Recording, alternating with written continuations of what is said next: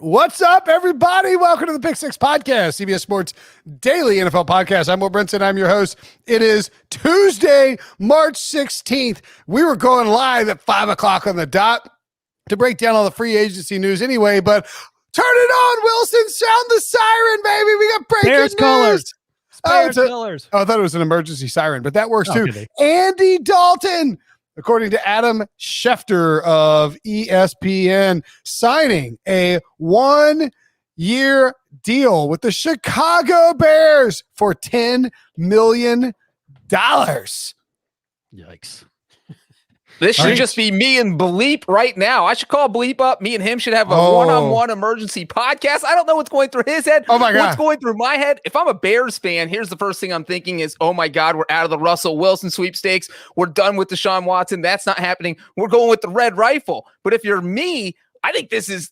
I thought all offseason this was the best fit for Andy Dalton. I thought if the Bears weren't going to pull off a trade, which, look, they're not getting Russell Wilson, they're not getting Deshaun Watson, that the best person out there in free agency for the Chicago Bears was Andy Dalton. They went out and got him. I think this is a fantastic move. I think the Bears might be my new Super Bowl pick. You're a Bears fan now, right? I am a Bears fan. Like you're allowed. I think you're allowed to have a cheat team in the other conference as a Bengals fan. I think if he wins the starting job, I'm a Bears fan. If he's the backup, like in Dallas, until he did become quarterback. But right until you snuck into Dax house in the middle of the night and like frayed his ankle with a cord saw, so he would shatter his ankle, and then Andy Dalton would take over. Oh, did you put that past Breech? No, no. We're reaching out right now to Sean Wagner-McGough to find out what he's doing. Hurry up, because I can see him now. He's standing on the top of a building about ready to jump. So if you want to talk to him, you better get a hold of him. All right. He's a goner. This is the second day of free agency recap pod. Brinson and Ryan WIlson and John Breech here to break it all down. Look, let's circle back on some other stuff, and we'll come back to Andy Dalton once we find out if Sean is available to join us. Debo, I mean, are we okay having Sean join us? What's the status there? This is the Bears, right? Of course. We've only had Sean on once since July. That's too little, in my opinion. I'd welcome him back. Okay. And by the way, you can, if you're watching on YouTube, which is the only place I think we're streaming, we're not on Twitch right now, you can leave comments in the chat. And if you have any questions related to free agency, a player, a team, anything, we are happy to answer those. Additionally, I would point out that we'll be doing this again tomorrow, maybe 4 o'clock, maybe 5 o'clock, TBD, right? TBD on our HQ responsibilities and what happens when the new league year opens at 4 p.m. Debo, do we know, are we planning 4 or 5 for right now for tomorrow? Plan is 4 now, but that could always change. I mean, going live right as the new league year opens would be pretty cool, just because there's always some kind of spicy trade, like a Glazer tweet comes out. It's like Sam Bradford for Jimmy Graham. And you're like, what? Or wasn't it it was Sam Bradford for, what are the two big trades we've had happen on our watch, guys? Jimmy Graham for Max Unger was one of the big ones one year. Jeez, we got to up our game. Is that a big one? That was a huge trade at the time. Okay. Settle down. Are you crazy? Well, Breech and I are looking at you like you're crazy, so clearly you're the crazy one. This wasn't Bears Jimmy Graham. It was peak Saints Jimmy Graham. Are you guys nuts? We knew that he wasn't going to be very good, so we were okay with it. He'd had, the year before, he'd had 889 yards and 10 touchdowns. Okay. It was 2014, 2015. Y'all are crazy as hell. There's no way we were on the podcast in 2015, so you're making things up. No, I remember, but it didn't happen on the podcast. I'm saying, like, and then the Sam Bradford trade. That was a big deal. Sam Bradford was to the Vikings, or was it a different Sam Bradford trade? Then there was a Nick Foles trade. There's all kinds of trades that happened at the deadline. I don't think we're getting a Russ or a Deshaun Watson trade at 4 p.m., but we might get a Sam Darnold trade. Might get a Jimmy Garoppolo trade. By the way, right before we went live, the way you reacted to the news, you would have thought it was Russell Wilson got traded to the Bears. I was excited, and then you're like, hey, Andy Dalton's going to the Bears. But you were saying that in a way that you were happy that Sean and other Bears fans like Fornelli and Musso now have to endure, let's be honest, 3 games of Andy Dalton before he gets benched. For Nick Foles? No. I mean, can you think of a less compelling combo than Nick Foles and Andy Dalton. I'm just going to say right now, you can make an argument that Andy Dalton is the second best quarterback in that division. And not just the least compelling. I'm not going to answer that. I'm going to answer what? this. No, that's no, you can't make that argument. You can absolutely make that argument. Ahead of Kirk Cousins and Jared Goff? No, stop it. I would take Andy Dalton over Jared Goff. Did you see? I mean, thank God that Brinson deleted the 9-7 nonsense I was saying at one point last year. But did you see Andy Dalton play in Dallas, Breech? I mean, I don't know what you're smoking, but it is potent. I have an idea what he's smoking. Dishwasher detergent. That's the only way you could possibly. Tide Pod. Yeah, Breech has like it looks like he's got a dip in, but it's actually just a Tide Pod. All right, you're starting a team tomorrow. Are you taking Jared Goff or Andy Dalton? Hey, Jared Goff. No. Everyone's taking Jared Goff. Are my Andy Dalton blinders on? Yes, your Andy Dalton blinders are on. Look, the Bears, by the way, I guess I would. Let me ask you this before you go on.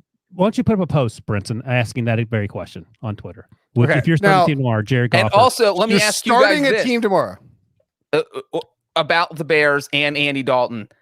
Does this make Ryan Pace look smart or dumb in the sense that he could have not traded for Nick Foles last year and signed Breechbot? He could have signed Andy Dalton in 2019. Like Breech, Andy Dalton is terrible. It doesn't. No. That's beside the point. I'm saying if you wanted Andy Dalton, why'd you jump through all the hoops of pulling off a Nick Foles trade when you could have just signed him in free agency last year? That's what I'm saying here. That's Nick Foles got a lot of money, if I recall. Is that right? What was the Nick Foles deal last year? He got traded. No, then they redid his deal to free up some money because he had. Okay. I think he actually lost some guaranteed money, or they increased his guarantees, but his salary went down. In that sense, I don't care. It's a half a dozen of one. It's just a matter of you had to do more paperwork as opposed to doing it once last year with Andy Dalton. You do it twice with Nick Foles and Andy Dalton. So, look. The bottom line is the Micah Eason is correct. We do need a bet that involves. Breech ending up with an Andy Dalton Bears tattoo of some kind. Bears jersey tattoo. Like it looks like a jersey. Or he gets like Dalton tattooed on his back if Andy Dalton. How do you know I already don't have an Andy Dalton tattoo on my back? That's a fair point. That's true. Yeah, you could have his you could have Andy Dalton's actual facial skin on your back for all we know. And double emergency podcast because Tyrod Taylor just signed with the Texans. We got craziness going on. How is that? But I don't know. That's because maybe they're giving up on Deshaun Watson. They're saying we got to get a quarterback. Okay, all right. Well, let's zoom out a little bit. Time? Let's zoom out a little bit here. Let me say one more thing though before we move on from Andy Dalton. No, we're not moving on from Andy Dalton. Okay. I want to zoom out and say Andy Dalton signing with Chicago, Dax signing with the Cowboys, the Raiders dismantling their offensive line, Jameis signing Jameis signing with the Saints. Are we willing to say that Russell Wilson's not getting traded now, or is it still too early in that proceedings? I think it's still too early because something crazy could happen where he ends up like in Houston or Miami, or like something, or the Jets. Yeah, the Jets. I think that was who knows what his list was, but his list was the Saints, Cowboys, Raiders, and Bears. Yeah, so New York wasn't on the list, but I feel like if you're able to go to South Beach or able to go to New York City, you're probably going to consider it. So it's funny because. Sean Wagner-McGough is tweeting now about how he's not particularly crazy about the deal. Joe Musso, who we work with, who's a Bears fan, just tweeted, "I'm dizzy with rage." Meanwhile, Breech is over here doing jumping jacks. He's so excited that Andy Dalton has a job as, in Breech's words, possibly the second best quarterback in that division. That's where we're at. And if you're a Bears fan, you should be thrilled with having the second best quarterback in the division. Andy Dalton is literally a poor man's Kirk Cousins. That's what he is. Like what are you talking about? He's not even poor. He's a hope. Like he has no money. I would like to say that in Brinson's poll, Andy Dalton is doing better than I thought. I thought it would be like 10% to 90%. Or what is it? 80 to 20? 75 to 25. This is the best possible. Like this is so great for me personally. Because it consolidates so many of the people that I want to see suffer and deal with pain into one spot. So you take Breech, and then you had Fernelli, Matt Snyder, Bleep, Wagner, all these Bears fans. Joe Musso. Right. I don't want Musso to suffer, but actually he does kind of troll me on Twitter. Yeah. And one thing I will say real quick about Andy Dalton going to the Bears is that I had been saying that would make sense. And one reason why I thought the Bears would eventually sign him is because their offensive coordinator is Bill Lazor. He spent 3 years with Dalton in Cincinnati. And so if you're bringing in a new quarterback, one thing you want to do, especially if you're in a situation that the Bears are in, where Matt Nagy and Ryan Pace could get fired if the Bears aren't good this year. And so what you don't want to do is bring in a quarterback who's basically starting from scratch and starting from square one. You bring in a guy who's familiar with your offensive coordinator, who knows how to run a system. You don't have to do that. And so obviously that's what the Bears did. They said, you know what? We don't have enough. The Seahawks aren't answering our phone calls. We can't get Russell Wilson. What do we do? Let's bring in someone who knows our offense, and that is Andy Dalton. Breech, let me put it to you this way. And this is like listening to you drone on when a kicker signs a deal. Like, this is in your wheelhouse, but it literally appeals to 1/10 of 1% of the population. No, the Bears fans, that's like 10% of the NFL. Angry. They are so angry right now. You're trying to sell it. But let me ask you this. They need the chipper guy right here to convince them why this is it just makes you angrier. It's like when you break your arm and you stand over them going, well, at least you didn't break both your legs. That's the good news. But let me ask you. So Ryan Pace probably should have been fired if he asked Bears fans. Matt Nagy probably should have been fired if he asked Bears fans. They botched up the whole 2017 draft. We don't have to revisit that. If you're on the edge of losing your job, is your instinct to give up on Russell Wilson and sign Andy Dalton to save your job? That's where I'm at. Well, I think it's more about this is what I was saying all along about Russ, is that these teams can't try, because like the Seahawks if they're going to trade Russ, it's going to be after June 1st when they want to do it, and you're going to have to get a ton back. These teams, you can't wait until June 1st to try and trade for Russell Wilson. If you're the Bears, you have to have some sort of plan in place. So you have Nick Foles. What's the difference? I mean, exactly. one guy's a little more religious than the other. I don't know. Like, your job is you are big. Maybe this is just a move by Ryan Pace to go all in with Jesus. You know what I'm saying? Like, you get the two most religious. They should have traded for Carson Wentz. Then you're just all in on and you get Russell, and all of a sudden you're the four biggest like Jesus guys out there. And this move means that Trubisky is 100% gone, right? You're not having Trubisky, Foles, they are getting rid of the Dalton best quarterback on your roster. That's right. They're getting rid of the best quarterback to bring in two guys who, as Brinson mentioned, are two of the least exciting quarterbacks in the league, probably. And I would argue least exciting duo in probably anything they undertake, whether it's a three-legged race, whether it's horseshoes, anything. Whether shooting free throws, playing horse, these guys will bore you. That's how they're going to beat people, boring them to death. Look, the Bears. I mean, all this talk, I think it's like Dan Orlovsky had that trade that we were talking about, where it's like the Bears give up Kyle Fuller and Khalil Mack, and there was a three-way trade with the Jets, Bears, and Seahawks to get Russell Wilson in Chicago. Like, I mean, look, Russ is great, but if you have to give up half your team to get him, I mean, getting Andy Dalton at least gives you a decent floor, I think, here. I mean, and I do agree with that. And I don't think that's a crazy thing to say, because look, if Andy Dalton's proven one thing, it's if you put a solid team around him, he's game manager-y enough, slightly better than a game manager, and he'll get you to the playoffs. How is he better than Nick Foles, who, by the way, has... No, he's better. I think he's better than Nick Foles. Nick Foles had one great run. Hold on, no. So one question.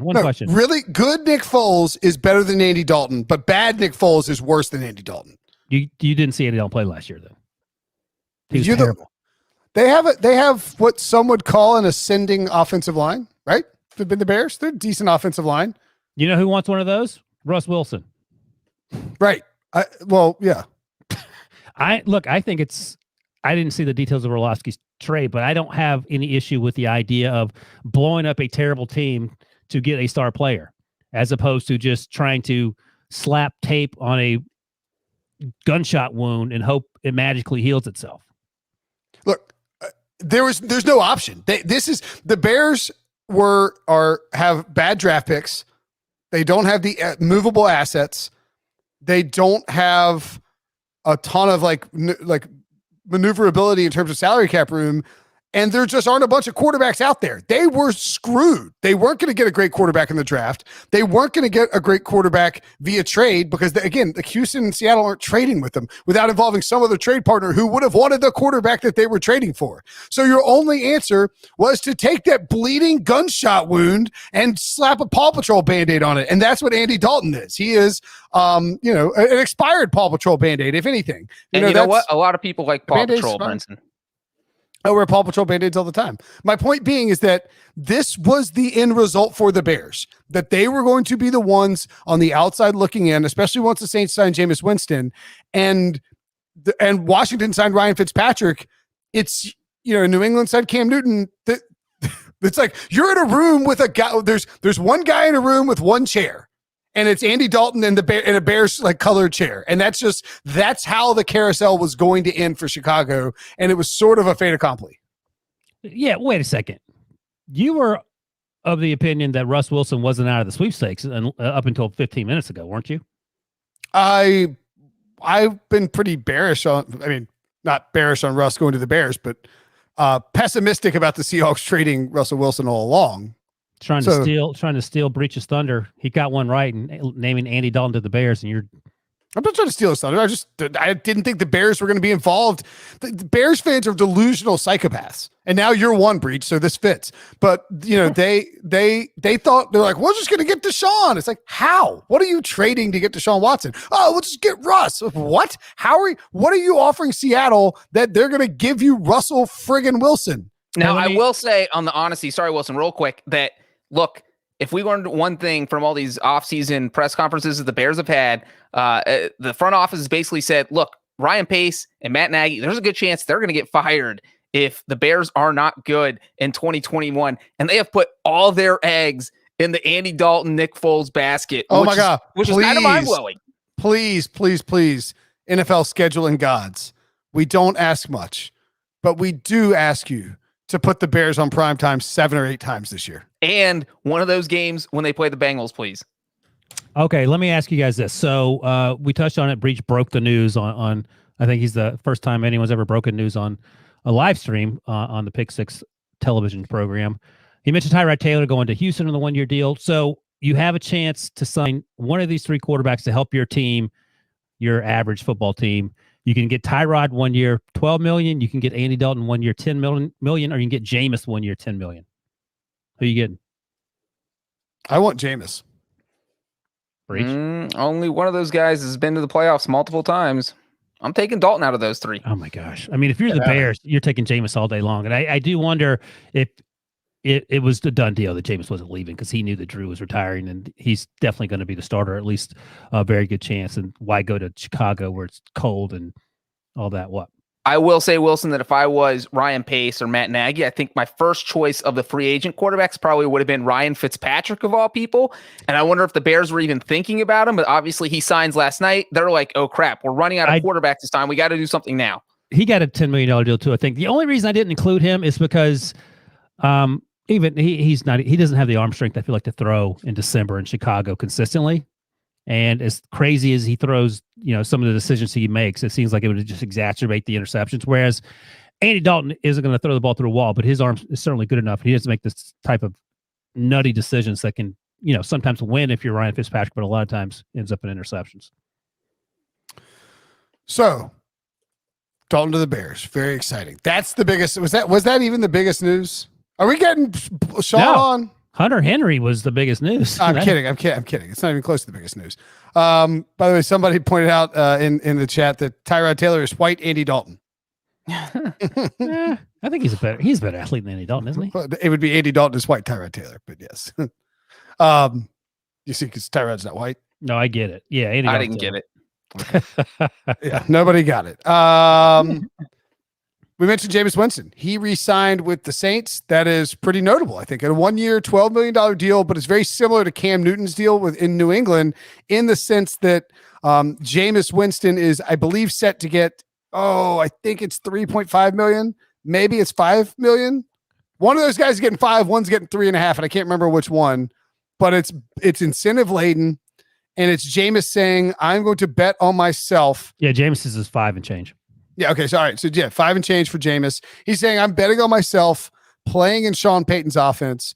But the Saints, I think this is a really nice play by the Saints because they have hedged their bets on a possible Russell Wilson or Deshaun Watson trade. And I don't think Russell Wilson gets traded, but the Saints and the Seahawks, as we mentioned, Jimmy Graham, Max Unger, have done big blockbuster trades in the past. And the Saints are on Russell Wilson's list. I think clearly Sean Payton would be interested in Deshaun Watson. So, and the Saints have draft picks, not great, but they do have some assets that they could move, Marshawn Lattimore, Ryan Ramczyk, et cetera. My point being is that I love this signing for the Saints because Jameis has a lot of upside. He doesn't cost anything. You have Taysom Hill, who you signed to a fake 4-year, $140 million contract as a, it's probably gonna be like 70-30, Jameis, Taysom Hill. And if you can go make an aggressive move to get a big splash quarterback, you have that option as well. Or if you want to try and dabble in the draft, the Saints haven't boxed themselves in at all. And that's a really impressive job considering, Drew Brees is retiring. Yeah. I mean, I think that's right. I think that's the reason that there's probably no consideration or at least no interest in James as part of going elsewhere because Drew's retired. Ooh, and by the way, the Saints just traded Malcolm Brown to the Jaguars to free up some salary cap space. Oh, I thought they'd cut him already. No, they cut Quan Alexander. I'll have to check that. I had him on my list. Interesting. Maybe they had plans on cutting him and they were able to trade him. They were going to cut him and they ended up trading him to the Jaguars instead. All right, cool. So that's you don't have to eat the dead. I guess you eat the dead money, but you don't. Yeah. It's a good move by them.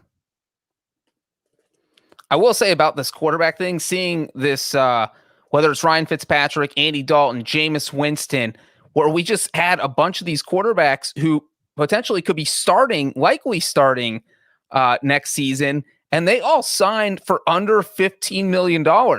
We used to spend all this time talking about how the market for a starting quarterback. First, Derek Carr signed that $25 million per year deal, and we're like, is Derek Carr worth that much? Then Jimmy Garoppolo signed that monstrous deal, and it just felt like the market kept going up and up and up. And now it's like, I don't know if it's because of the pandemic salary cap, but it feels like there's all of a sudden been some sort of correction where I think only the top half of the NFL, maybe the top 15 guys, are making more than $25 million per year. And now you're going to have almost half the league, half the starters making under, I think maybe $20 million per year, which is kind of mind-blowing considering where it looked like, Ben Roethlisberger is under $15 million now. If Fitzpatrick starts, and obviously you have all the rookie quarterbacks who are all under that number. So it's really kind of interesting to see how that quarterback market has developed in favor of teams because the quarterbacks just aren't as expensive unless you're talking about getting a top 10 guy. So, by the way, the Saints, guess how much they are over the cap now? Remember, they were $66 million over the cap a week ago. They were 66 over or under a week ago? 66 over a week ago. Oh, over in the red. Yeah. Now they are $150 in the black. I'll say $8,000 over. $6 million, but okay.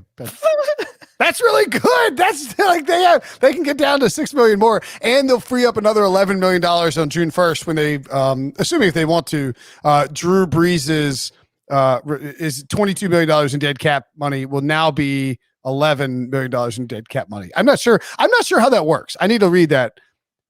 When he retires, does it stay at his normal cap charge until he files retirement paperwork? I would think that's the case. So in other words, he announces his retirement, he stays at 12 million, and then the number changes when he files the retirement paperwork. No, I think they're going to do it post June 1st. I think the Saints can have it hit the cap when it's retirement. Because then if they knew if Brees knew the Saints needed money, he would just hold off till June 1st. So like the Saints would ask him to do it. Yeah. So there would be no reason. Right. He'll do it whenever they need him to. But you know what I'm saying? Like the way that, like if he announces it, because you can announce you're retired all you want. You're not actually retired until you file. You do it once a week. I mean, as an NFL player, but yes, that's when I go play golf once a week. I am retired. As an NFL player, you're not actually retired until you file that retirement paperwork. So I think that Brees, until he files that retirement paperwork, will still count as $12.225 million against the cap. When he files the retirement paperwork, it'll go up to 22.65. And Yeah, I know, guys in the chat, they redid his contract, but I'm telling you what the redone contract looks like. But if it's after June 1st, it's 11.15, which I would guess is what they do, because then you're going to save $1 million in cap space. Somebody, Nick Alexander Jones is asking, what's Dax cap hit? Dax cap hit was going to be $37 million. The Cowboys did the dummy years on the back end, 6 years total, 4-year contract, but did the dummy years to spread the signing bonus out and reduce it down to $22.5 million cap hit this year. So they basically saved $15 million, freed up $15 million in space by signing Dak. What did Sean answer us? What is he doing? Sean, I do have a tweet from Sean. He says prime Andy Dalton is like the second or third best QB in Bears history. Wait, you left out the important part, the first 3 words of that tweet. Oh, I didn't want to. Did I? What? Okay, fine. Sean says he has a few minutes. Debo, can we get him on? He says the sad thing is, and then he said the tweet that Breech. Oh, we don't need to bring that part up. It's not sad. Well, that's funny because Adrian Amos, formerly of the Bears and now with the Packers, I do believe, the safety sent out a tweet of 3 laughing emojis. What do you think that means? And Lance Briggs, former Bears linebacker, sent out this emoji, the face smack. Like, oh my God, what are we doing here? So as it stands, there's one proponent of the move, and that's John Breech, and everyone else appears not to be happy about it. I am going to find someone on Twitter who is happy with this move. Yeah, I can't be the only person. Find a tweet. Let me see. It's not Bears fans, so you have to go somewhere else. Like Bengals fans, I guess, are happy because Andy Dalton gets a starting job. Maybe he gets a starting job. He doesn't definitely beat out Nick Foles. That's the other thing. Is that a guarantee? All right. While we wait for Bleep Wagner-McGough to join the podcast, which I think is going to happen. I'm over it. Let's move on. Yeah, I'm sort of over it too. Sorry, Debo. We should have gotten him on earlier. I'm kidding. Should I ask? Should I get him or no? Yeah, get him, of course. Yeah, get him on. Yeah. Well, we'll talk real quickly before he comes on. Washington signed Ryan Fitzpatrick on a 1-year deal worth up to $12 million, according to a report. They are not out necessarily on the Sam Darnold sweepstakes, for scratch-off lottery, I guess would be a better way to call it. Who reported that? Was it a lot of people? Ben Standig, maybe? I'm just guessing. I apologize if I got it wrong. Okay, I didn't even know that was a thing. All right, they're not getting Darnold. Ryan Wilson will get a Sam Darnold tattoo if the Washington trades for Darnold. It's not going to happen. You heard it here first. No. So, but the logic is, okay, Washington's been in on all these quarterbacks. The problem for Washington is they won the crappy division last year, so they don't have a decent draft pick. 19. And yeah, they're 19th, and they don't have a ton of assets that they can move in order to get a quarterback. And so the logic for them is that you go out and you sign Ryan Fitzpatrick on this deal. You can get 8 to 10 to 12 great games or like decent games of fun games of Ryan Fitzpatrick. 4 games where he absolutely tanks your season if you get 16, but he's an option to at least raise your floor up with the roster that they have. And, given that, you can now sort of hold firm in the Sam Darnold stuff. If you want to get Sam Darnold, you don't have to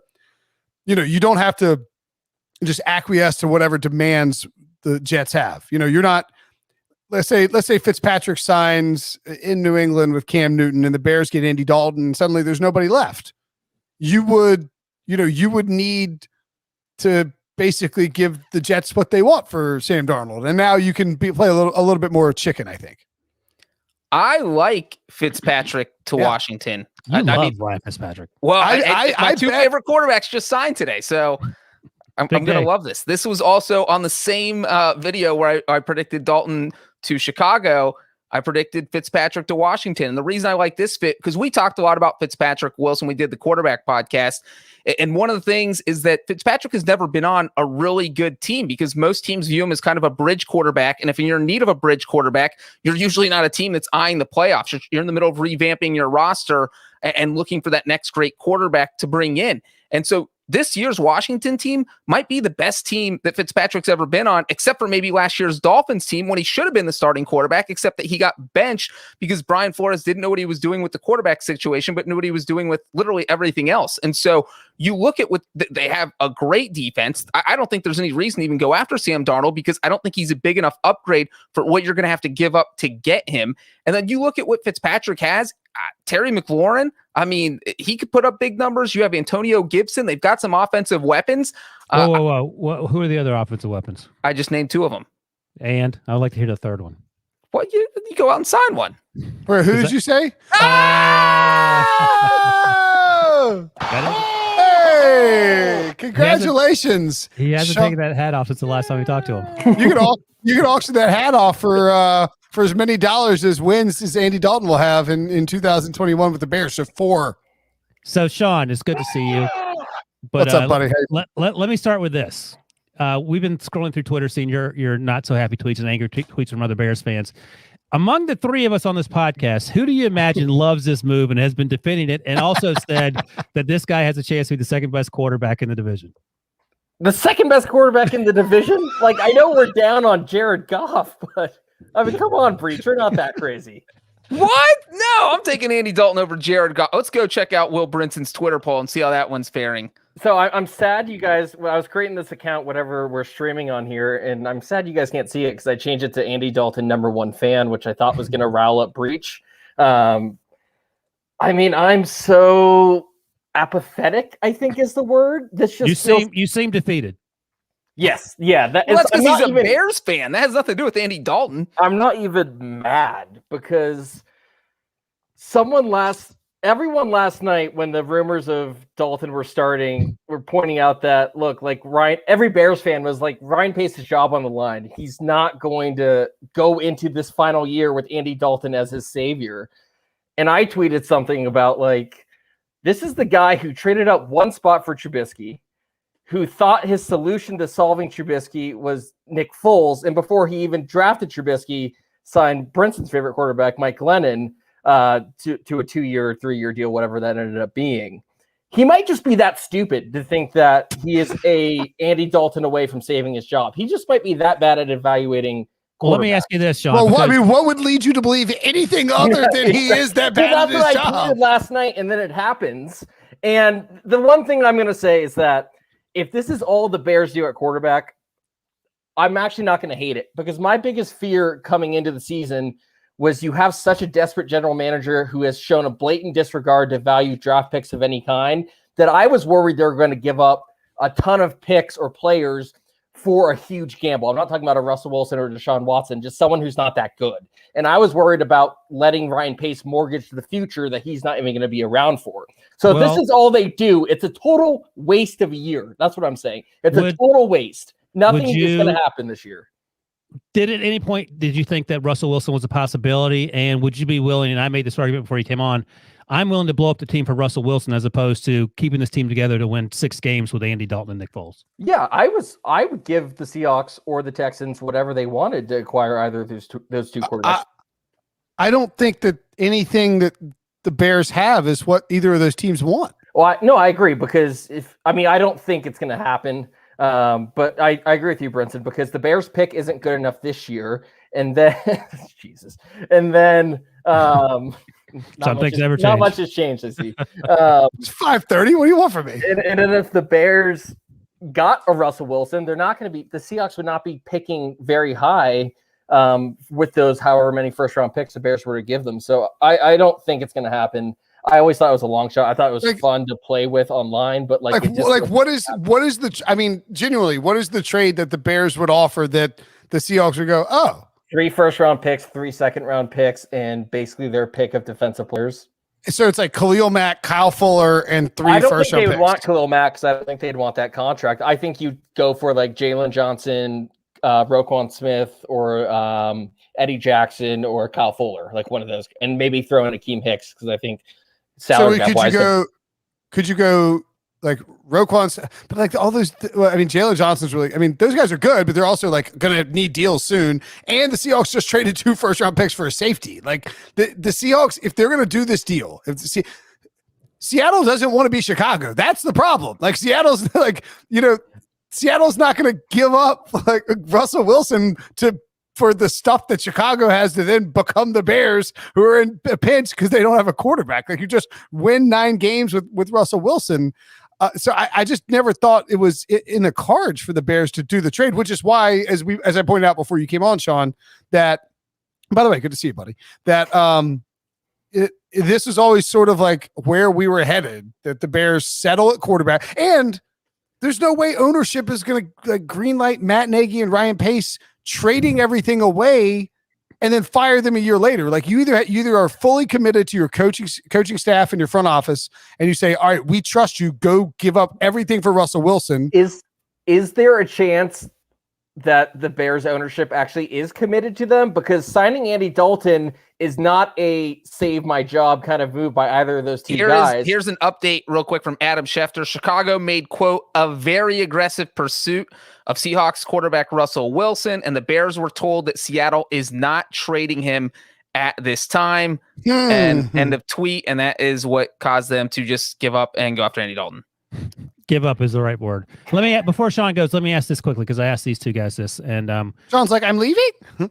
Yeah, you're out. So look, hey, Andy, can you give us a tour of your? Just let me ask a question.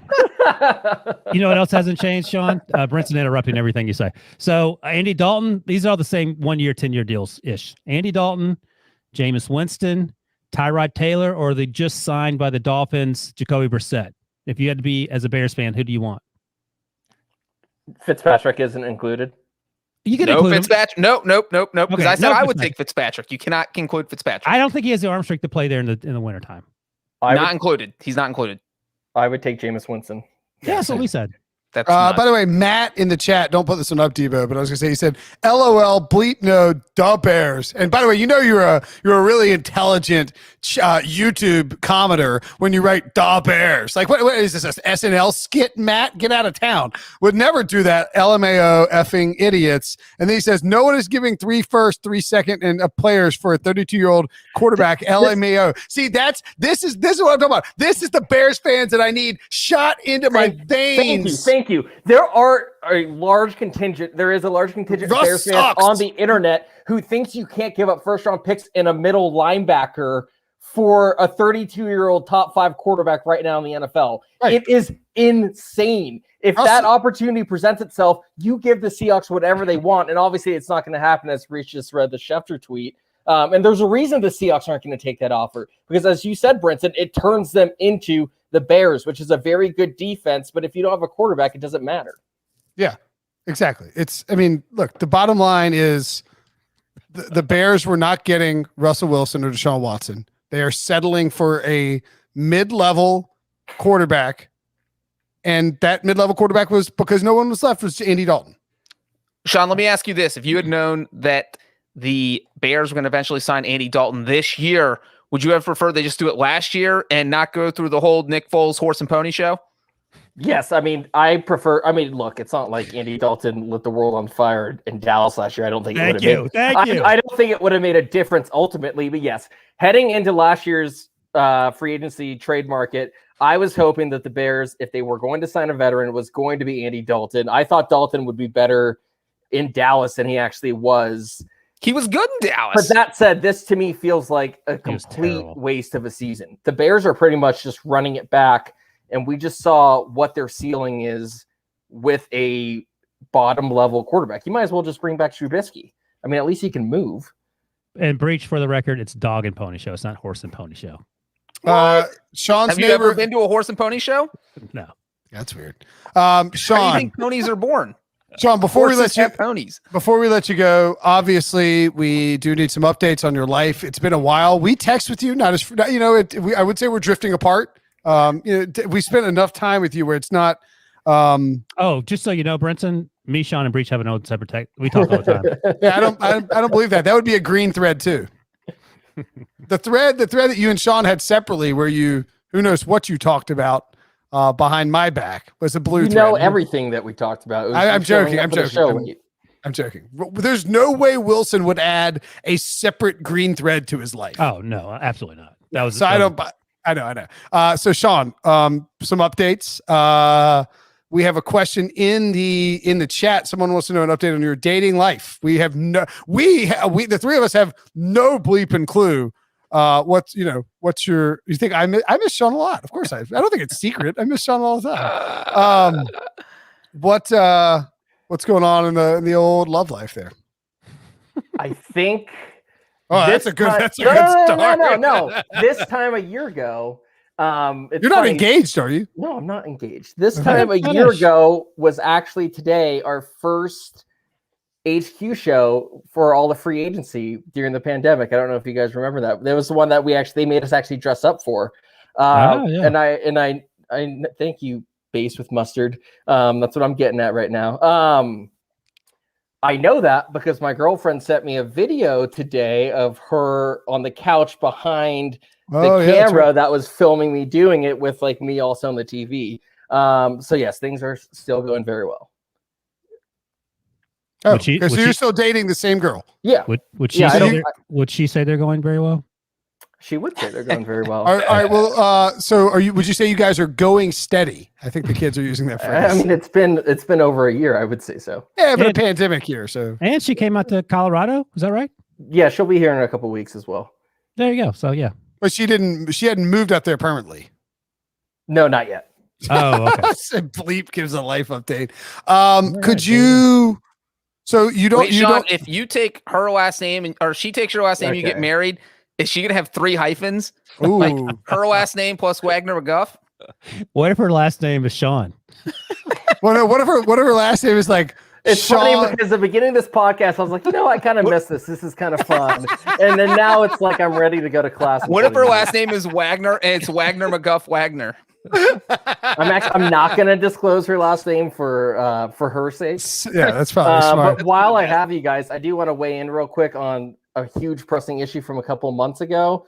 You absolutely take the great white shark in the Olympic-sized pool over the tiger in a cage. You were on that podcast. No, I wasn't. No, he wasn't. You weren't? No, he heard that it. was like 2 months ago. He texted it and he texted us about it. No, we argued. Oh, maybe we argued with him over text. No, no. Get him out of here, Debo. Good to see you, Sean. We're taking a break. Sean. Have fun in class. Yeah, take notes. So you don't take the great white shark. That's so stupid. Okay, let's take a quick break and we come back. A lot more free agency stuff to break down. Okay, so the 40 minutes on Andy Dalton. What a world.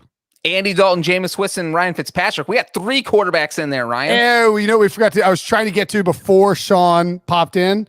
Jacoby Brissett to the Miami Dolphins on a 1-year deal as well. I mentioned that. Okay, but we didn't. I don't know if there's a lot to break down. I think that signing Jacoby Brissett is kind of a half-hearted, we believe in Tua and aren't trying to trade for Deshaun Watson move.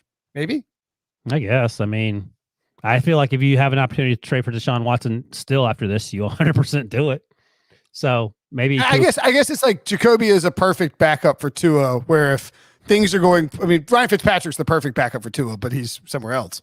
I'm just saying Jacoby can start some games for you. Well, and I feel like the contract is small enough here that it doesn't eliminate the Dolphins from trying to trade for a Deshaun Watson, right? Yeah. Or in a crazy case, a Russell Wilson. So, and maybe Jacoby's much more comfortable, although he probably wants to be competitive and all that, sitting on the bench than Ryan Fitzpatrick was, who, as Breech noted, was probably treated wrongly when they benched him because they would have gone to the playoffs. I think Jacoby looks at it as a potential opportunity to get some starts if Tua. I mean, Brian Flores is yanking Tua in and out of the lineup. Like he doesn't care. So I think Jacoby probably sees it like that. He is from Florida as well, so that's probably a benefit. I mean, I think Jacoby can be a starter. Ryan's got to pee. Amazing. I mean, I think Jacoby's a starting caliber quarterback. So.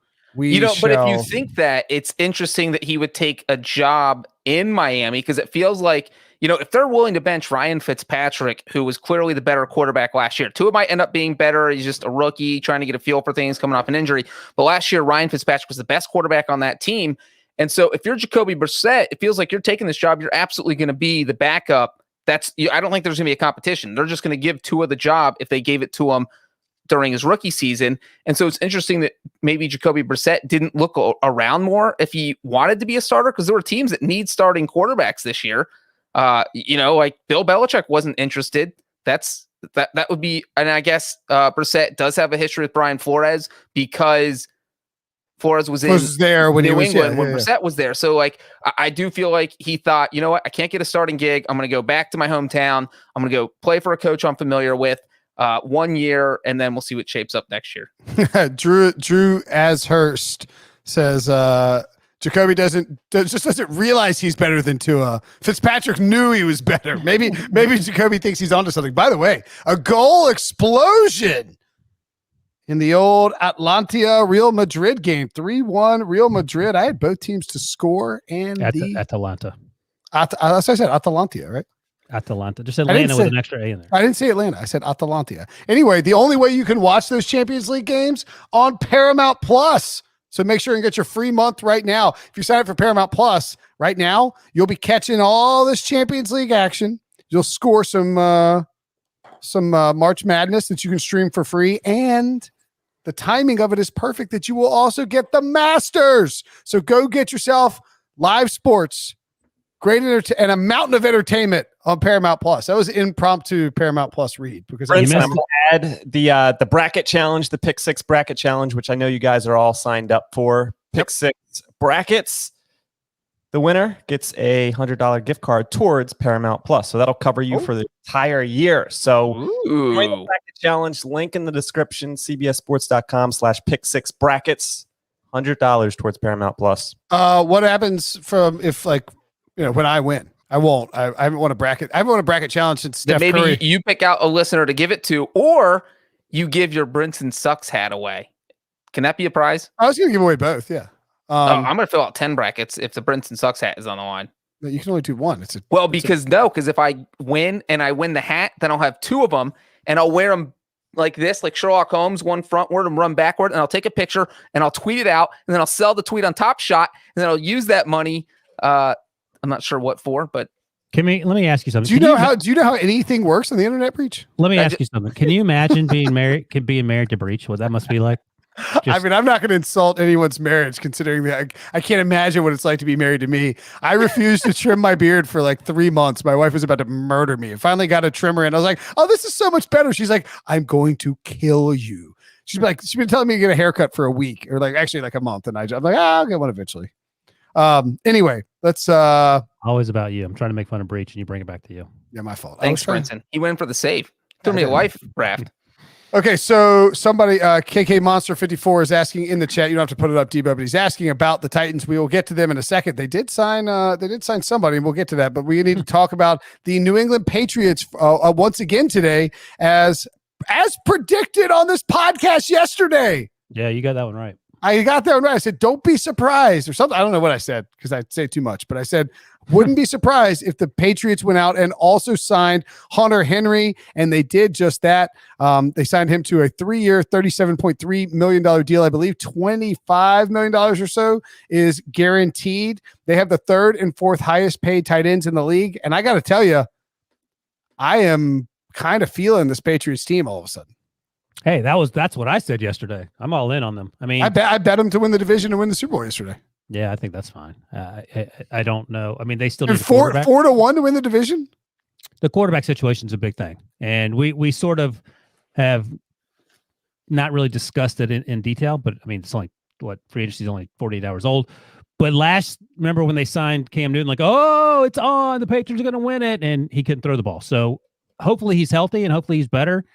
But I do wonder, I don't know if I mentioned this on the podcast, I did talk about it on HQ, if at 15 now the Patriots are going to be focused on quarterback since they've signed literally every available free agent in the last 2 days. Yeah, I feel like that is the big question, because here's a fun fact for you guys. The Patriots are just the 6th team in NFL history to hand out more than $100 million in guaranteed money during free agency. It does not happen often. They're already up to more than $150 million. Those are just the guarantees. The total contracts are up to like $275. Of the 5 other teams that did, none of them won a playoff game. So no one. Last year's Dolphins, the year before that Jets, but last year's Dolphins. No. It was the Dolphins on the list. The Dolphins are on the list. Dolphins are on the list. Yeah, but the other team that went to a wild card game is the Giants. I know. I'm trying to make a comment, and you can add when I'm done. My point is that the Dolphins didn't go, but they would have gone if Breech's guy, Ryan Fitzpatrick, had played, but he didn't, so they didn't go. And the year before that, the Jets, and they had nothing going right for them. And then the two that lost in the wild card were the Bears and the Giants. The Bears. And so the thing that those playoff teams have in common, and the Dolphins probably could in the playoffs, like Ryan just said, they had Fitzpatrick, is kind of that quarterback question mark, where Trubisky was a question mark in 2018. Eli Manning was coming toward the end of his career in 2016. And so that's where the Patriots are. You feel like there's a lot of talent, but as Ryan just said, can you trust Cam Newton? So I do want to point out one thing about these Patriots signings. And like I made my joke about Kendrick Bourne and Nelson Aguilar on Twitter, and people, get like 5 million people firing back like, you don't know how NFL contracts work. It's like, I've been covering the NFL for 10 years. I understand how NFL contracts work. I mean, it's. Oh, look at that flex. No, I mean. By the way, this is your NCAA tournament. Like your ability to go on Twitter and troll people that are trolling you. You take great pleasure in that. Like Breech and I just prefer not to address it and not read the mentions. You make sure to read your mentions. Then you make sure to quote tweet this person and call them out and try to shame them. Which absolutely. Somebody named Larold was like tweeting at me. I'm like, listen, like your name's Larold. Okay. You're not allowed to talk to anybody about anything until you fix your name, Larold. What are you, a Larry or a Harold? Make up your damn mind. But anyway, back to the contract. So I think that this is important. The Jonnu Smith deal to me looks like it's going to be a real contract. Like I think Bill Belichick wants Jonnu Smith for the full duration of that contract. I won't be surprised if he plays it out. Hunter Henry, pretty close to it. Matthew Judon, we need to see the full details on. Nelson Aguilar, we don't have it. That's 2 years, $22 million with $11 million guaranteed. So it may just be a 1 year, $11 million deal. Kendrick Bourne's contract, for instance, already posted up on SpotTrack. His base salary in 2021 is $1 million, 1.416 signing bonus, a cap hit of $3.1 million, and they can, they can basically cut him next year, this offseason, after this year. It's basically a 1 year deal with $2.833 million in dead cap space next offseason. So, or if it's a 2 year deal, you can cut him with 1.416 in dead cap money in 2023. In other words, what I'm saying is that those deals plus the Jalen Mills deal are it's like, oh, the Patriots are spending all this money, except Bill Belichick has. This is what I think happened. I think Bill Belichick saw that there would not be very many big spenders in free agency this year because the cap space is down, because the salary cap has been lowered. People don't have as much money to spend. That means less demand in free agency. Additionally, the supply of players is great. There's more players being cut because the cap is down. Those players are also willing to take less money on shorter deals. So you have a supply that's increased and is suddenly cheaper, and a demand that has decreased. That is the perfect time to go spend in free agency. And that's what Bill Belichick is doing to bolster his roster. Is there some F you, Tom, for winning the Super Bowl? I got to get back to the playoffs built into this. Sure. If he signs Leonard Fournette for $7 million, is that buying your ex-wife's new father-in-law's hardware store and setting it on fire just to show him that you have money? Absolutely. So maybe there's some spite there, but I really think this is an economic situation for Bill Belichick where he realizes he can improve his team. And then the question mark becomes, as you guys point out, the quarterback.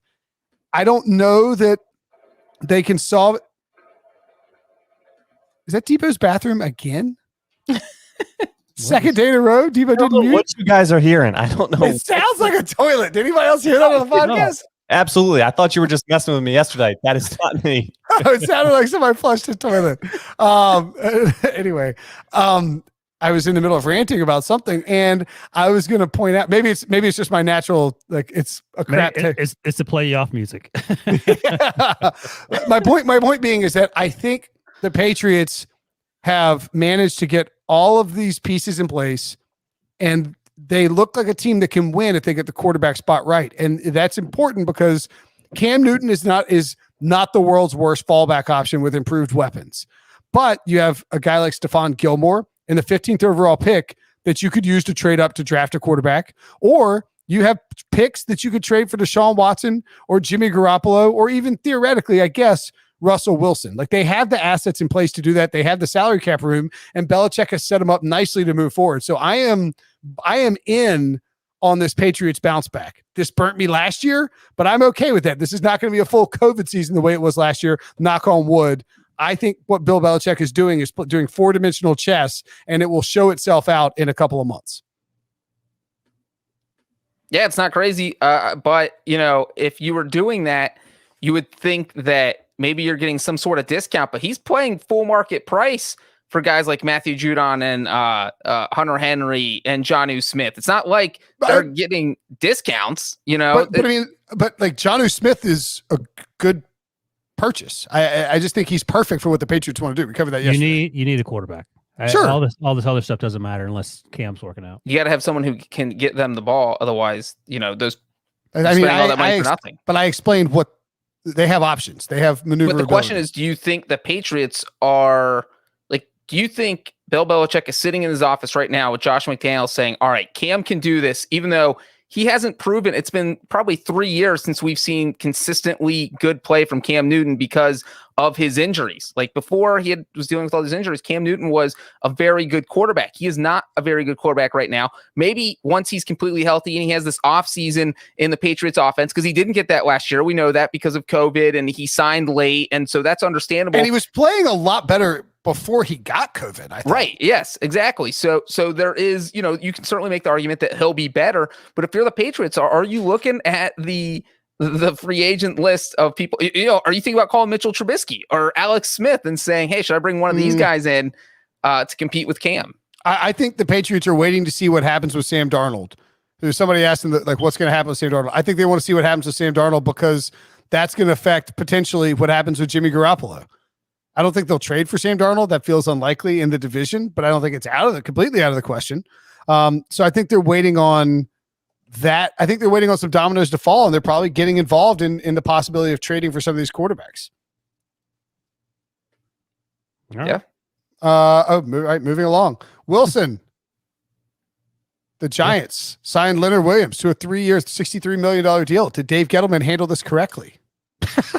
Well, you start with Dalvin Tomlinson, because Dalvin Tomlinson apparently the Packers wanted to trade for him in the offseason or during the regular season breach several times. And our buddy Dave Gettleman said, no, thank you. And then he ended up signing with the Vikings, I believe. He sure did. The Vikings. They have Michael Pierce coming back too. So that's a huge deal. In the process, they missed out on a draft pick. So why wouldn't you trade Dalvin Tomlinson, get a draft pick to the Packers instead of just letting him walk in free agency and then the Vikings assigned him? So Leonard Williams, I think, is the right thing. We know that third round pick they gave up whenever they traded for him, that was a contentious talking point. So yeah, I'm fine with it. He likes big fat guys. Leonard Williams played really well last year. One of the interesting things that the Giants did for me, and to channel John Breech, is I want to see how this John Ross thing works out. Like, does he make the team? He's on a 1-year deal. Can he offer anything? Is he any good, Breech? Like, what are the chances he makes the roster? Who? John Ross. I like the contract they gave him. 1 year, $2.5 million, only $1 million guaranteed. That's a flyer. That's saying, look, this guy you may not make the roster though. That's what no, that's absolutely what it says. You go home with a $1 million consolation prize if you don't make the roster, which I'm sure John Ross would be more than happy with.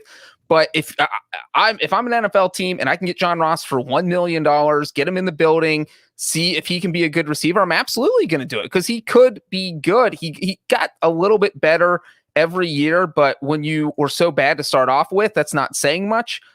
So I don't hate that move at all for the Giants, just because they didn't have to make a big investment to do it. I don't mind the John Ross deal. The thing on Dave Gettleman, I've been arguing with Prisco about this all day on text. He's like, it's a great trade.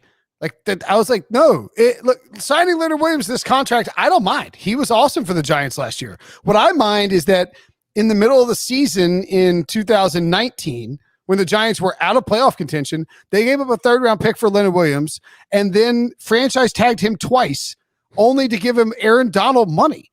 If you had just waited until the season was over in 2019, the Jets were not going to re-sign him. You could have just signed him to like $15 million a year in free agency. And yes, you lose team control, which is Pete's argument. Like, you control that. It's like, yeah, you lose your control, but you gave up a draft pick for nothing. And then you don't get one back for Dalvin Tomlinson in the middle of the season last year. I know that they were trying to get a playoff run together, and Adam Azer, our colleague, always is like, that would have done wonders for the Giants if they'd made the playoffs. Like, what? How? What? You know, the moral support group that you need a playoff, like a playoff run in a sub 500 division. Get out of here. So I like Williams. I liked him coming out of USC and thought he had a really high floor, and he hadn't produced. And then all of a sudden he does it in his contract year. He could be a monster for the Giants moving forward, but Dave Gettleman, this is his MO. I've been telling y'all, this is what he does. He is going to double and triple down on all of his investments. Daniel Jones. I mean, you're preaching to the choir. I don't think anyone. I'm saying they're going to sign Saquon Barkley to an extension this offseason. Watch. Are there any Dave Gettleman sycophants in the way that Breech is all up on Andy Dalton? Like, I don't. Prisco, maybe. I've never met one. Prisco, old people mostly. You gotta have the running back to win in football. Saquon Barkley is a franchise player. So yeah, I agree. Somebody pointed out in the chat that Ross Debo asked, where did I go? I have a smoke detector in my office it's wired into the ceiling, and like every 12 hours it starts beeping, and I've reset the batteries a ton, and I cannot get it to stop, and it's driving me crazy. Maybe it's too much hot air in that room. That was good. That's good. All right. Anyway. So if somebody on the YouTube chat knows how to fix a wired smoke detector that keeps beeping every 12 hours, I've flipped the breaker, all that stuff. So let me know. Pass rusher news. The Titans signed Bud Dupree to a 5-year, $85 million deal. And the Bengals, after not retaining Carl Lawson, who signed, where did Carl Lawson go? He went to the Jets. The Jets. Oh my goodness. J-E-T-S. Jets. Yeah. All right. We'll circle back on the Jets in a second. The Bengals lose Carl Lawson, but replace him with Trey Hendrickson on a 4-year, $60 million deal. Ryan, which one of those do you like better? I love the Bud Dupree deal. I saw the PFF Pro Football Focus tweet out that was the worst free agency deal of the day, which I found peculiar. I don't know if they added any context to it, but that's what they tweeted. I don't know if they're just trying to get people fired up, but I love it. He's coming off the ACL. I think he'll be healthy. You know, ACL recoveries are, they're no big deal at this point. And that team had 19 sacks last year. Bud Dupree can get after the quarterback. So you have Bud Dupree, you have Jeffrey Simmons, and who's the other big guy they have up front? But they have a lot of strength, and now they have someone off the edge that can bring a little heat. Jeffrey Simmons can bring a little heat from inside. They got to find a way to get after the quarterback. The Trey Hendrickson thing is a little weird to me, Breech, because why wouldn't you just keep your guy? Why are you letting him started? Just don't get me started. Why are you letting him walk Carl Lawson and then paying Hendrickson more money? This literally makes no sense. Now, as the guy who lives in Nashville, who's also the Bengals fan, I love the Bud Dupree deal about 10 times more than I like the Trey Hendrickson to the Bengals deal. I thought the Titans were sitting out free agency at first. All of a sudden, they get Bud Dupree, they get Danico Autry from the Colts, which I think helps because you had to beef up the defensive line. You had to help the overall pass rush. Oh, that's the other guy. Yep. Yeah, as you mentioned, and they also got Janoris Jenkins today, so they added some corner help that was much needed. And so they really beefed up their defense. They have Mike Vrabel, a defensive guy who knows what he's doing. So I like what the Titans have done so far. So if I'm a Titans fan, you're not happy that you just lost Jonnu Smith and Corey Davis. You probably need to add another weapon or two. But I'm feeling better about the defense because, as Ryan mentioned, they only had 19 sacks. But you know who had fewer sacks than them in 2020? The Cincinnati Bengals. They had 17. 17. That was dead last in the NFL. They had 0 pass rush. That's why their defense was so bad. Their secondary wasn't horrible, but when you're back there and you have to cover guys for 12 seconds, no secondary is going to be able to survive that. The Bengals couldn't do anything. And to let Carl Lawson walk, it all came up to guaranteed money. The Jets offered a certain amount of money up front the Bengals weren't willing to do, because that's not what they do. They don't like to load up their contracts so that they're paying for them with a bunch of dead cap down the road. And so because of the way they do deals, Carl Lawson said, all right, I'm going to the Jets, and you get Trey Hendrickson for the same amount of money, which is ridiculous because he's not as good as Carl Lawson. We don't know if Trey Hendrickson is a flash in the pan or if he's actually going to be good. He's been in the NFL for 4 years. He's had one good season. It was last year. You know who else is on that defensive line in New Orleans? Cam Jordan. So when you have that kind of help with you on defense, it's easier to be good. He is not going to have that kind of help in Cincinnati. I will be stunned if he ever hits double-digit sacks in Cincinnati. I will say this, in the Bengals defense, they did sign Mike Hilton, the slot cornerback for the Steelers. That's a huge get. Got him on a pretty good deal, and they make the Bengals better and the Steelers worse. Good. Ryan, I like that because they needed that after signing a Woozy from the Cowboys. And the Titans also released Adoree Jackson. Did you mention that? They did? I did not. Wow. Oh, I thought you were messing with me. That's Okay, sort of a big deal. Former so first round pick. So I've been, yeah, I agree. I just thought you were being sarcastic or something.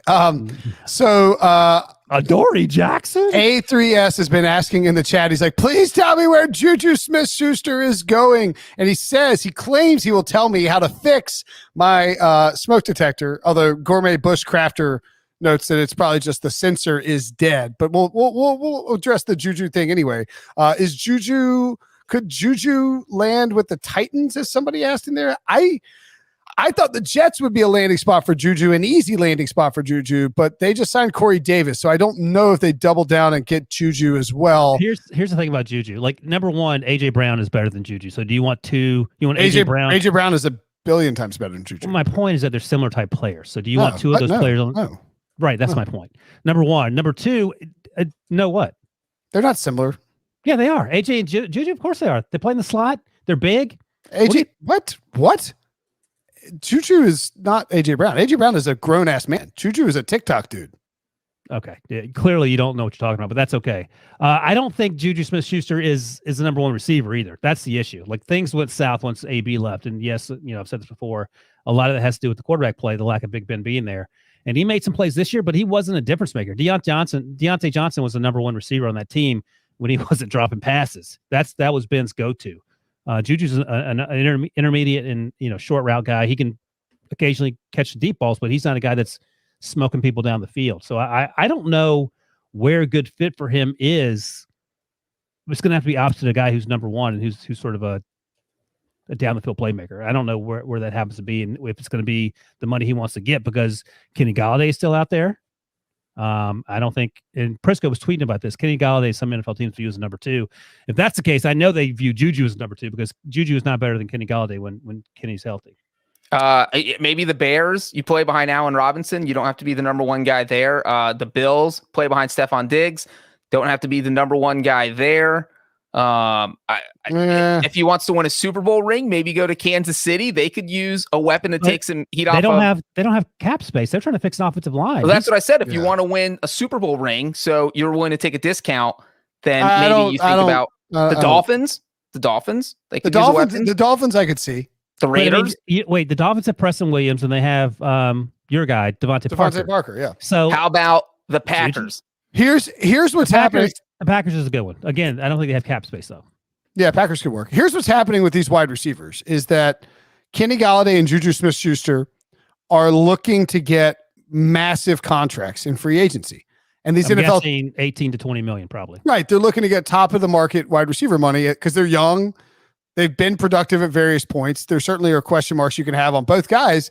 But what's happening is that they're out there looking for these contracts. And there's, first of all, there's not a ton of teams, as we point out, that are like absolute perfect fits. I mean, I think the Giants can make sense with Galladay. I think the Jets can make sense with Juju. But if you're the Jets, would you rather just keep Jamison Crowder for $10 million or pay Juju some? I'd rather just keep Jamison Crowder. I think Breech is right. I think the Packers is probably his best landing spot. And that's Raiders could make sense, but they don't really have a ton of money. If you want to win, I don't like. I don't think Juju cares about winning. You could be right. In terms of good, he wants to go where he can make the coolest TikTok videos. Right. Like, I guess Las Vegas does make sense as a possible fit. You have Henry Ruggs there, so they got rid of Terrell Williams. I think they signed Ruggs and Juju is a nice combination. They signed a receiver. Who'd they sign? They signed. Oh, no, they haven't signed anyone yet. Okay. But I think the Packers seems like a no-brainer, but they're not spending money on Juju. Yeah, I don't think. And my point being is that these teams are looking at what Juju and what Kenny Galladay want. Ooh, what about the Ravens? Galladay makes a lot of sense for the Ravens too. I think they both do, because you don't want to get another smallish Hollywood Brown type receiver, because that clearly isn't working. But yeah, I'm just saying that these teams are looking at it. And they're like, all right, we can pay these guys what they want. Or we'll just draft a receiver in this first, second, or third round. right. And if you hit on that receiver, you got him on a much cheaper deal without having to. I just think that the position is so loaded in this class in particular. Another team that makes a lot of sense. Football team. Football team needs a second guy. Opposite Terry McLaurin. That could be a good fit.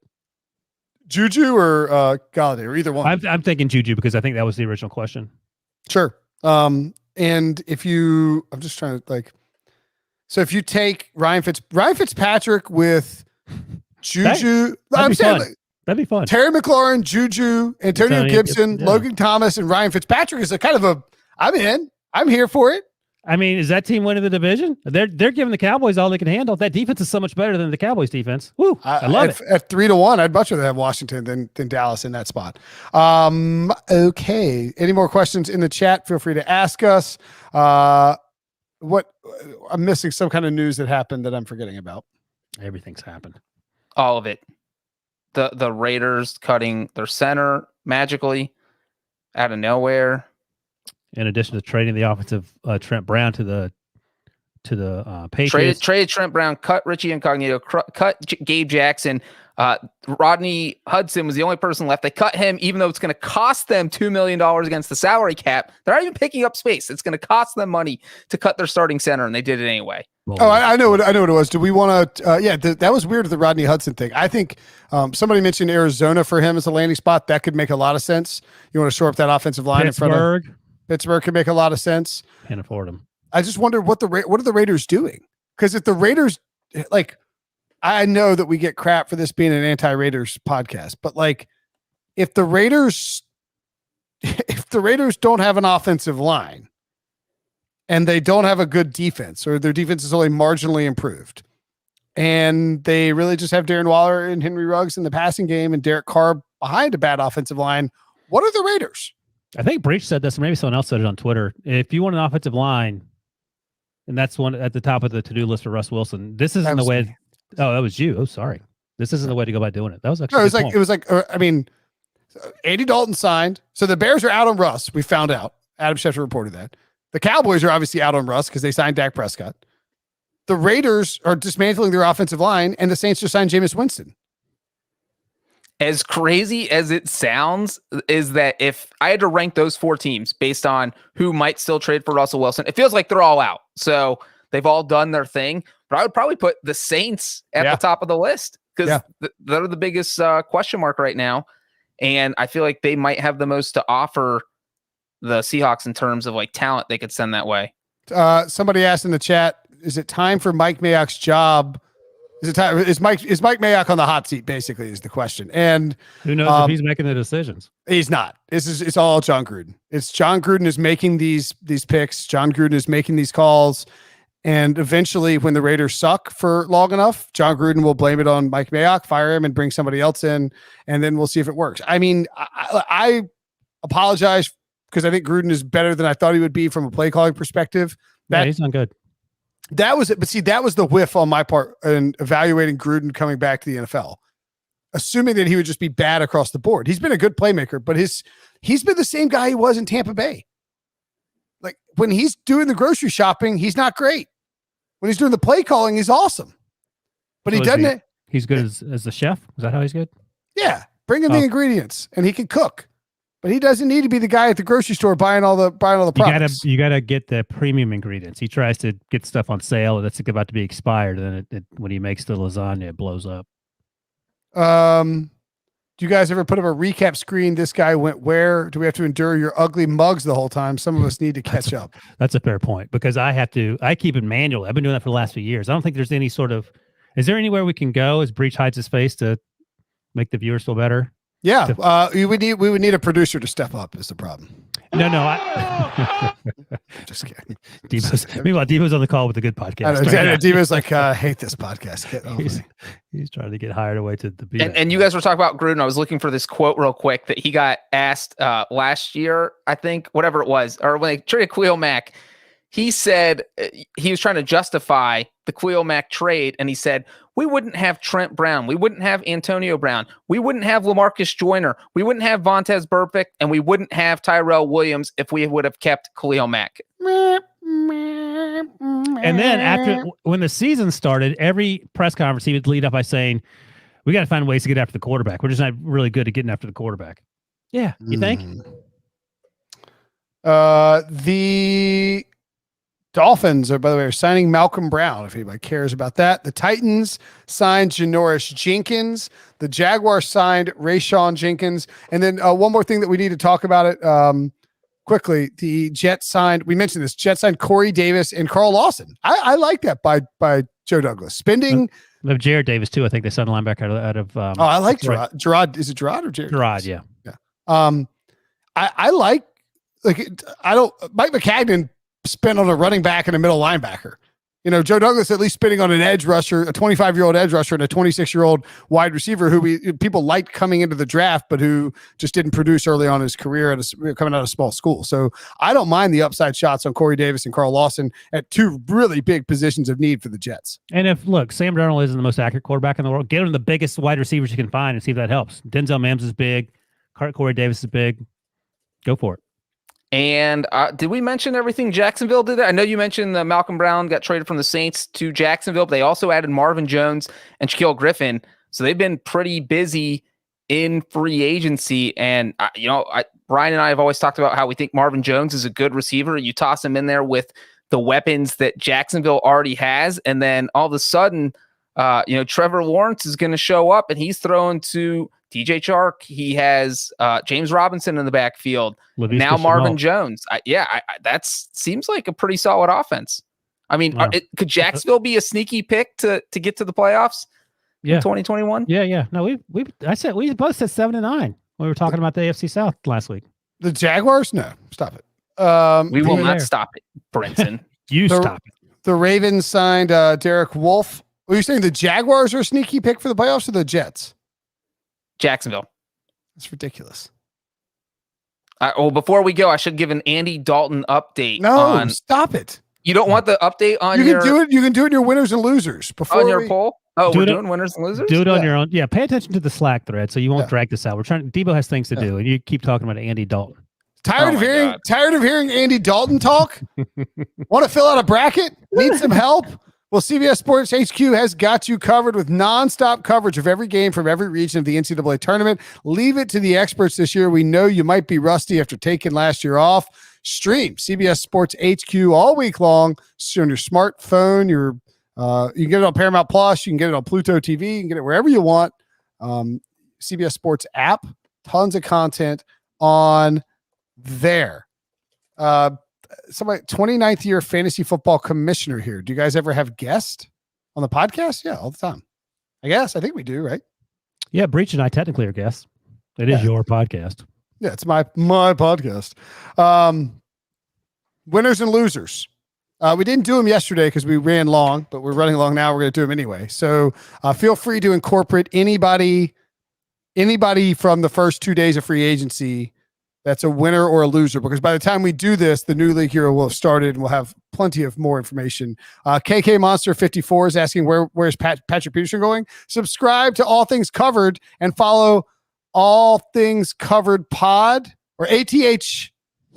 ATC Covered Pod on Twitter. The handle was taken. It's a whole ordeal, but All Things Covered Pod on Instagram, YouTube channel, podcast, all that stuff. He will let everybody know. He's going to announce it on that social media feed. All Things Covered Pod was taken?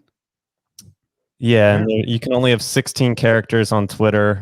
We tried to get it. We tried. We might have to work with Twitter a little bit. This is the time I should announce that I actually own it, and I'm willing to sell it for $7. I was going to say $8, but sure. One top shot. I'll go first. My winner. Yeah, this is a sneaky winner. The Los Angeles Chargers. They got Corey Linsley, highest paid center in the league. that solves one problem. Mike Pouncey retired. We sort of talked about this yesterday. They got Matt Filer, the offensive tackle formerly the Steelers. That's a huge loss for the Steelers. They keep losing guys. They're bleeding players left and right. So they have a few more needs to fill along the offensive line, but they're going in the right direction, unlike the Raiders, for example, who are just cutting anyone who weighs over 285 pounds. So I think it's a great move.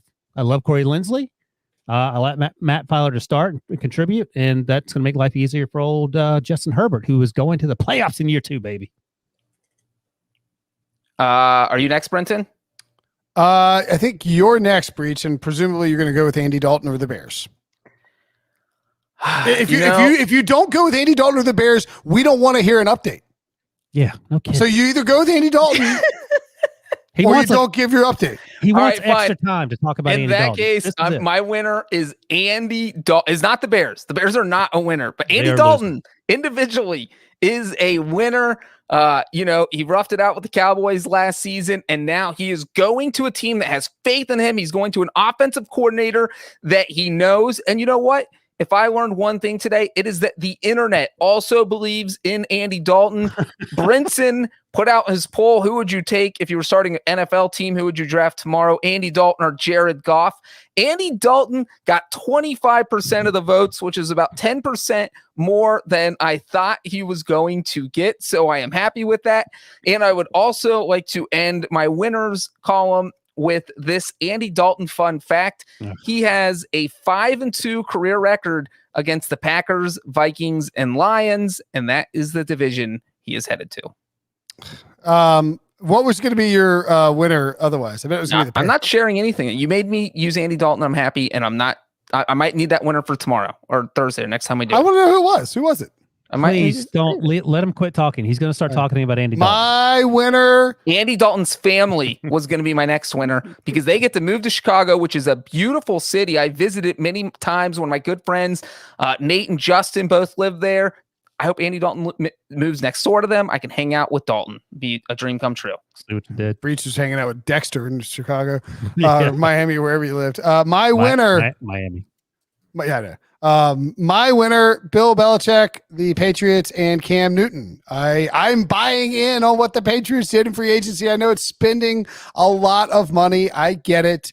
But I think that what they did was shore up some key areas of need. And by getting those 2 tight ends, you're going to see that Patriots offense start to function a lot better. They left plenty of avenues open to get various quarterbacks to bring in if they don't think Cam is the full-time answer, which is very possible.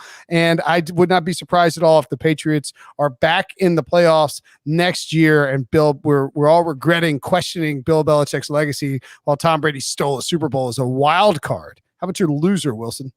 I'm going with the Steelers. They typically don't do anything in free agency. That's not uncommon, but they are bleeding players, as I just mentioned, left and right. Bud Dupree went and signed with the Titans. That's a great move for them. Marquise Pouncey, Vance Johnson, both retired. Matt Filer, as I mentioned, signed with the Chargers. Mike Hilton signed with the Bengals, Breech's Bengals. Tyson Alualu, who had a great season last year, returned to Jacksonville. They've lost over 2,000 defensive snaps on the players they've just lost in free agency so far. They've re-signed Cam Sutton, who's a part-time player. He'll probably start more this year. And they signed B.J. Finney as the backup center, as we sit here, formerly at the Bengals. Prior to that, he was with the Steelers.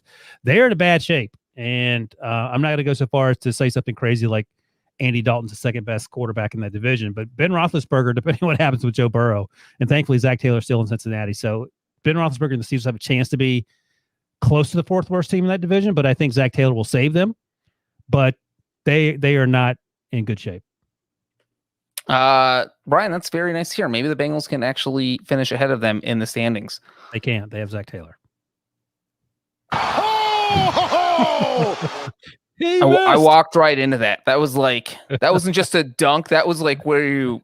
Oh man, I don't want to say the word. You're like drunkenly stumbled onto like a professional basketball court. Yeah. And now there's Spalding on the top of the floor. All right, go ahead, Breech. My loser is the Las Vegas Raiders. Look, their biggest free agent signing so far is Yannick Ngakoue, and guess what? This is his 4th team in like 14 months. This is the star of your free agent class. That is not great, especially because he doesn't play on the offensive line, which is the position you need right now.